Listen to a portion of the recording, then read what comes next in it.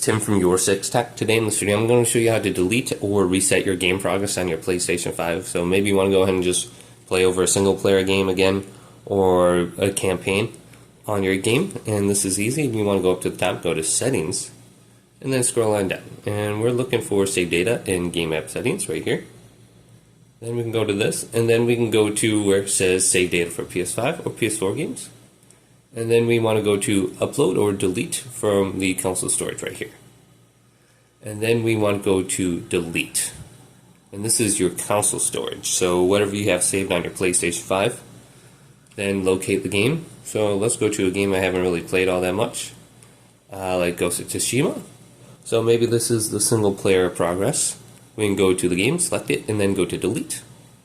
And this will delete it off my PlayStation 5. And since autosync is saved, is turned on for this game, if you delete the save data, autosync data will be turned off. Okay, so we want to go to continue. And then it's not going to download from the cloud if we have PlayStation Plus. So it should be constantly deleted. If at any point in time we made a mistake, we can go to download or delete from console storage right here. And this will be your cloud storage actually, not your console storage.